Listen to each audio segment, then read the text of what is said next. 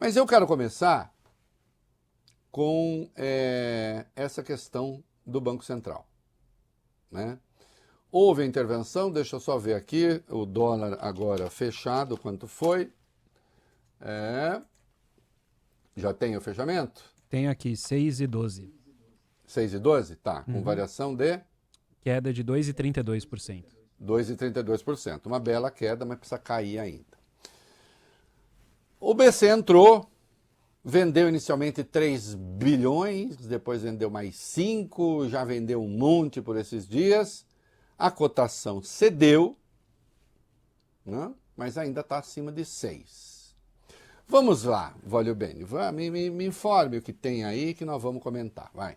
O Banco Central informou que em um leilão extraordinário de dólares no mercado à vista, aceitou 10 propostas que totalizaram a venda de 5 bilhões de dólares na maior venda em um único certame, em uma única sessão da série histórica do Banco Central iniciada em 1999, quando o câmbio flutuante foi adotado aqui no país. A intervenção superou o certame de 3 bilhões de dólares ocorrido em 9 de março de 2020, na pandemia.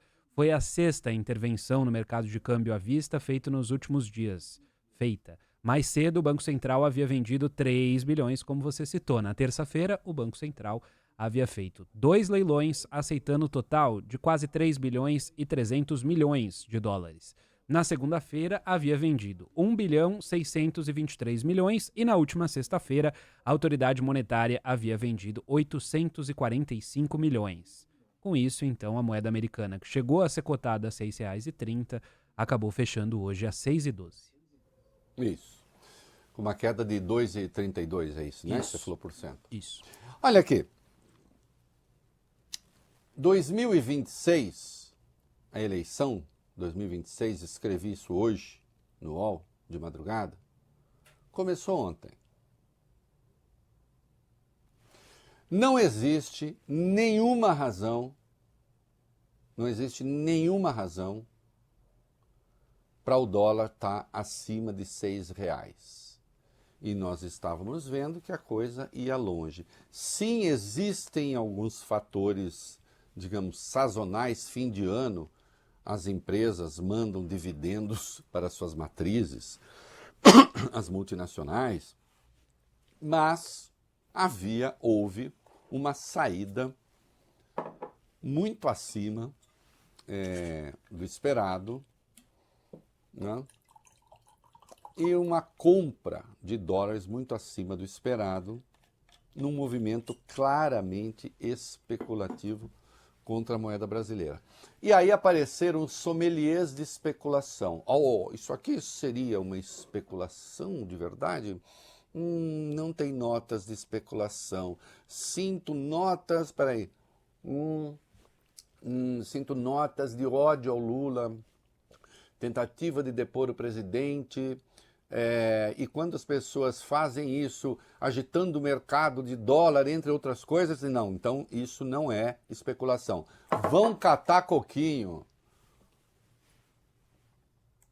Chame do que quiser.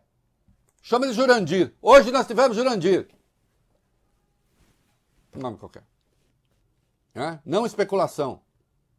Como diria Shakespeare, se a rosa tivesse outro nome, não teria, Vólio Bene, igual perfume?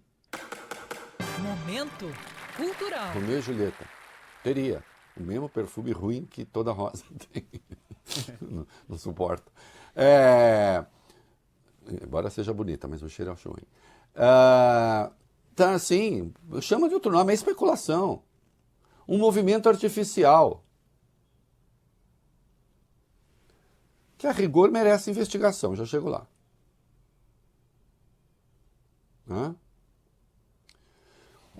Explicitamente, alguns senhores do mercado dizendo: o mercado acordou para Lula. Chega, não dá mais. Ninguém aguenta mais. E a extrema-direita reproduzindo essas opiniões. Ainda hoje eu li um artigo de um senhor que é muito impressionante, porque, enfim, como ele não é uma redação do Enem, Vólio Bene, ele não precisa provar o que ele diz, né? Sim. Só os meninos do Enem, as meninas, tadinhos, que com 16, 17 anos tem de provar a sua tese. Né? Mas eles não precisam. Está lá. Dizendo, não adianta falar em corte de gastos, porque, afinal, o Lula não quer. O Lula é o problema. É mesmo. Bom, se o Lula é o problema, Arthur, tem uma lógica aí, não? Qual é? Como é que se resolve o problema? Olha, enfim, pode pedir ajuda aos universitários ou ainda é cedo também? Não, se o Lula é o problema, tira o Lula. Ué, é simples. Que tá...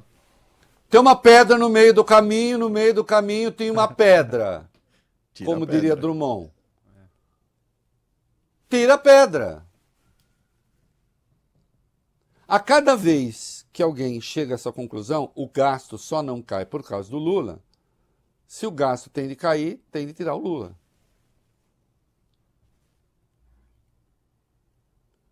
E parece que essa questão da dívida pública tem de ser resolvida amanhã. Ou vem o apocalipse. É por isso que eu digo que 2026 já começou. Claro que houve especulação. Claro que houve especulação. E por meio dessa especulação, um óbvio prejuízo de alguns fundamentos da economia, e quem está falando isso é um grande especialista, daqui a pouco vocês vão ver. E aí, o Banco Central tem de fazer intervenção. Deveria ter feito intervenção, aliás, mais pesada desde o primeiro dia, quando resolveu intervir. Estava na cara que resolveram fazer um braço de ferro e nada indica que não retome amanhã. E o Brasil tem reserva para comprar essa briga. Acumuladas essas ao longo dos governos petistas. Compra a briga. Porque é claro que ao jogar o dólar lá nas alturas, isso contribuiu para o Banco Central fazer o que fez com a taxa de juro, embora vá negar, não é só por isso, é por isso também, porque esse dólar alto, uma hora se estima, passa para os preços, e bom, e aí a gente conhece. Hã? Porque existe o Belantônio, né? Um personagem de Marcello Mastroianni. Momento cultural. O Belantônio era um bonitão e tal, Il Belantônio, né? Só que ele não, Beni, como é que eu vou falar? Ele não funcionava, sabe? Sei. O Belantônio não funcionava. Ele estava ali, mas não gostava do babado. Mas servia para pose. Essa turma aí quer um candidato à presidência, quer um presidente Belantônio, mesmo que seja um feioso, atrapalhado, com gramática ruim, péssimas ideias na cabeça, desde que não interfira com o jogo deles.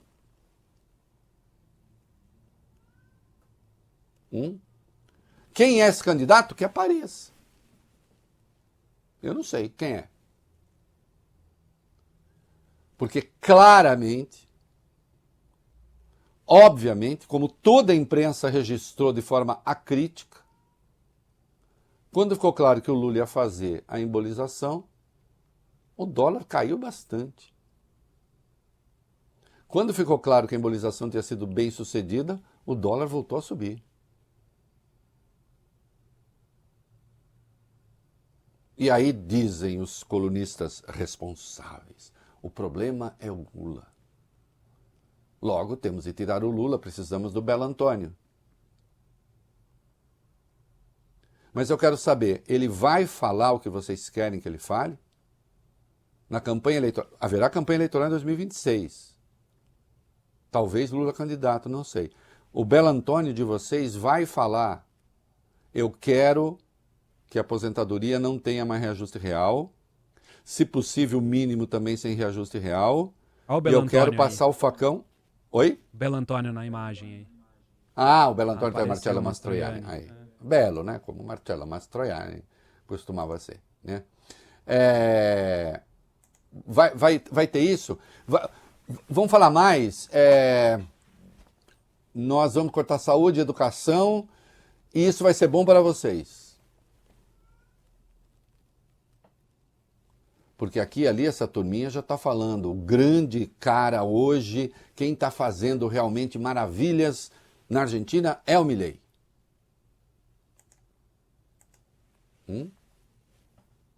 É aquilo que nós queremos. Eu já disse, pelo menos ele deu a entender que faria essas coisas. Nem conseguiu fazer tudo o que quis, ele prometeu coisas piores. Mas esse cara vai falar isso? É evidente que houve especulação contra o Brasil. O dólar caiu, vamos ver o comportamento de amanhã, porque o comportamento de amanhã vai repercutir a aprovação do pacote de gastos de hoje. Saiu com alguma desidratação, mas de qualquer modo saiu.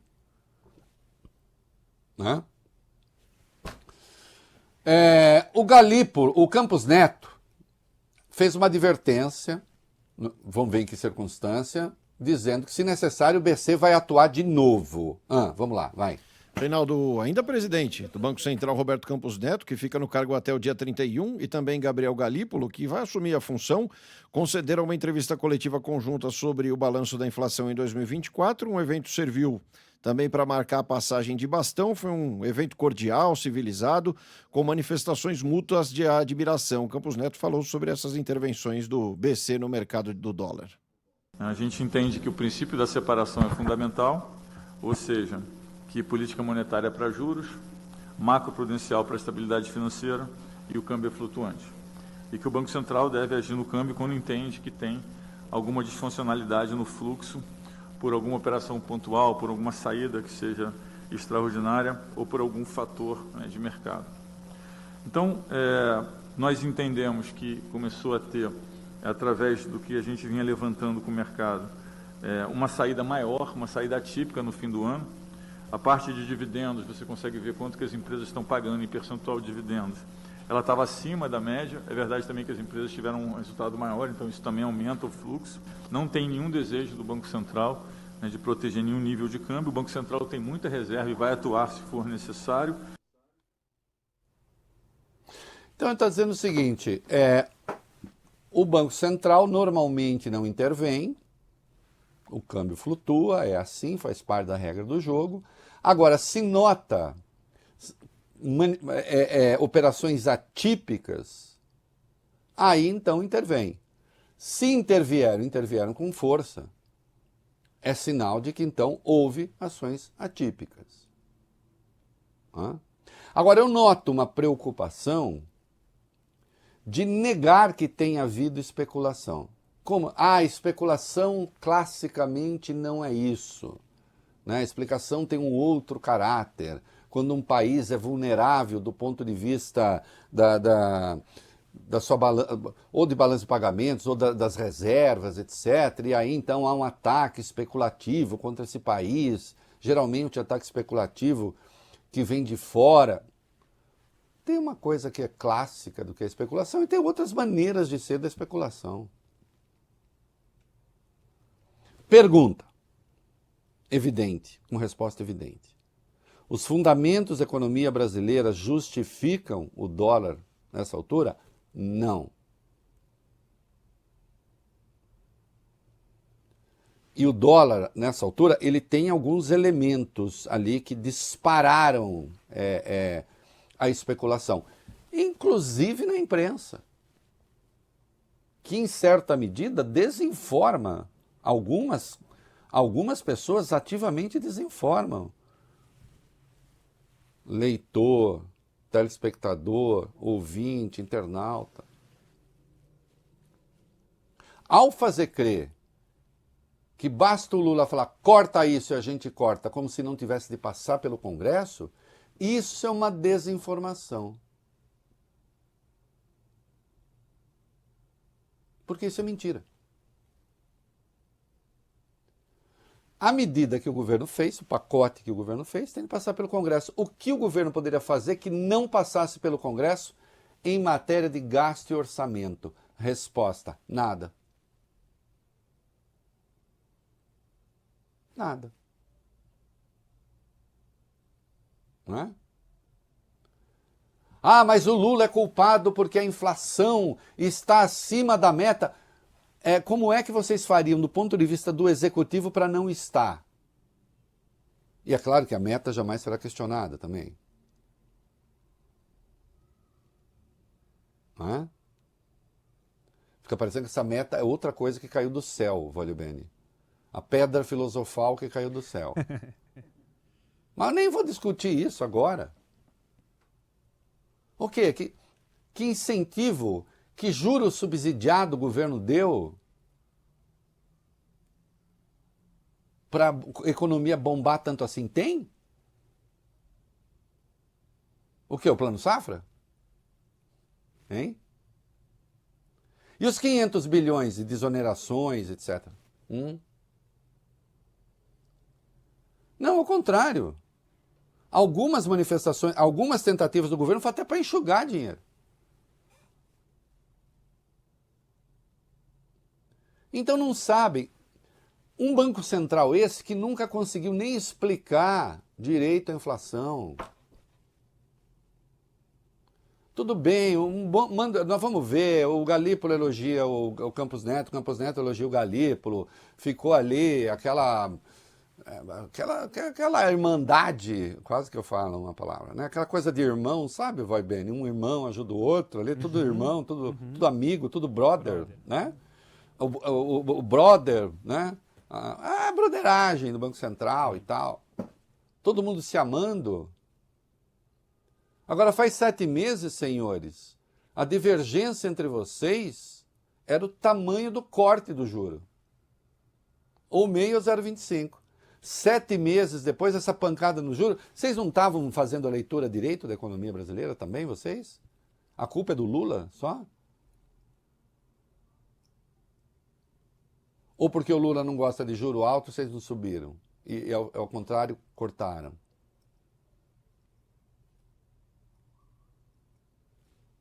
Né? E aí o Galípolo também disse, não teve especulação, né?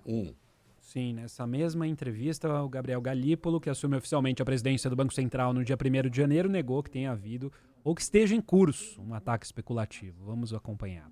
Eu acho que não é correto tentar tratar o mercado como um bloco monolítico, vamos dizer assim, né? Ou seja, como se fosse uma coisa só que está coordenada, andando num único sentido.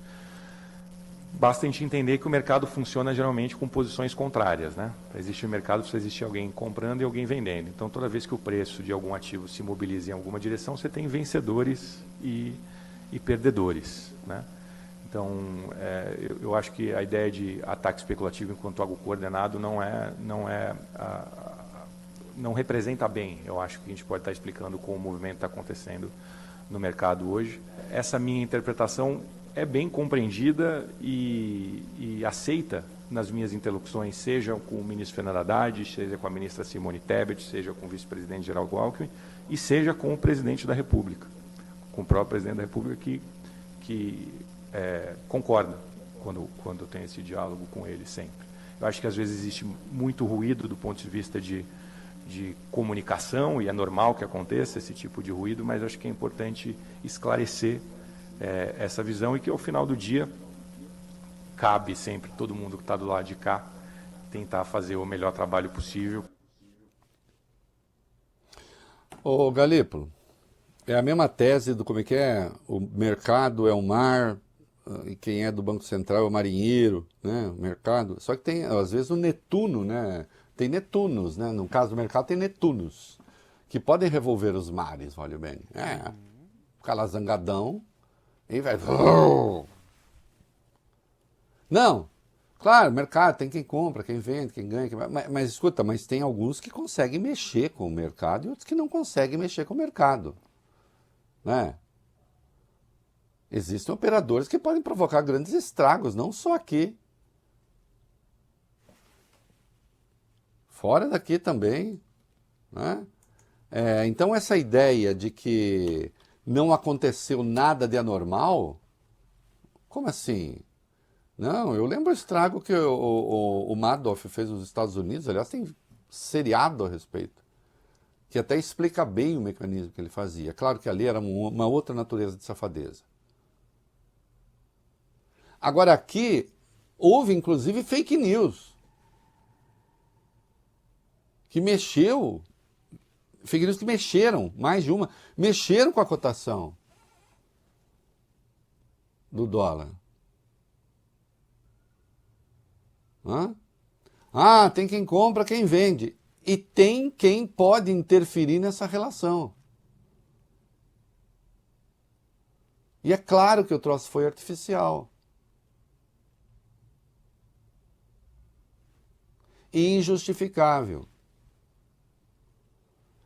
Ah, mas isso aqui no Brasil não adianta, não emplaca, a culpa é o Lula, né? É o Lula. Por que mandou o Lula fazer isso que ele faz? É o Lula. Tira a pedra do meio do caminho. Busca o Belo Antônio, que nós vamos eleger.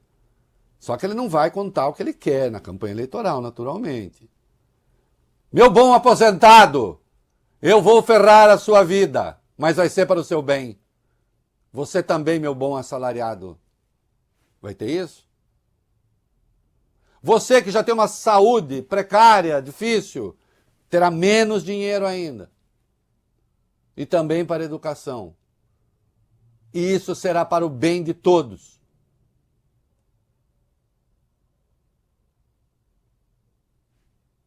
Vai falar isso? Ou não? Ele teria de falar. Bom, certamente será perguntado. Ah, mas depois desfala, Reinaldo.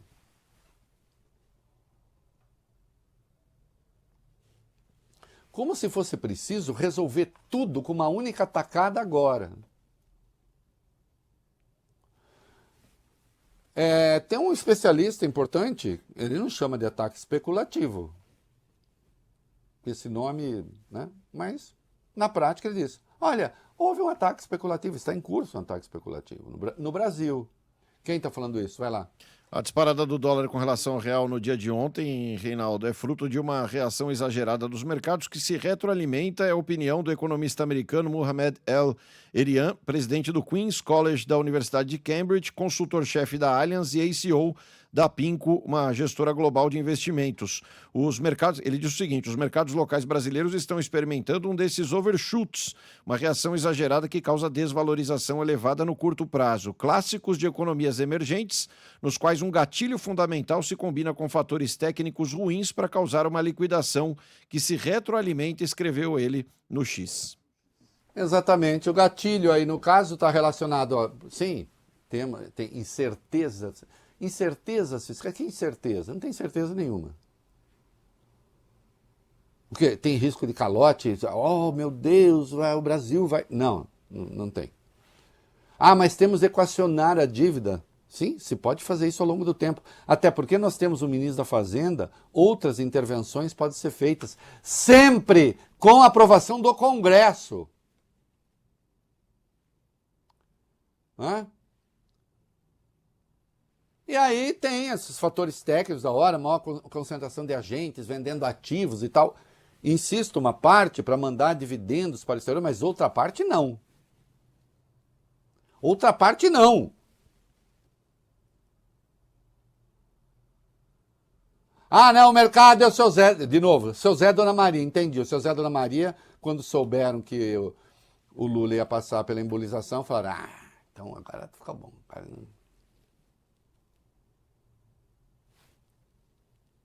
hã? Não, sim, claro que no mercado tem gente que perde com essas coisas. Mas há aqueles, os que interferem mais, com mais poder de interferência, que ganham.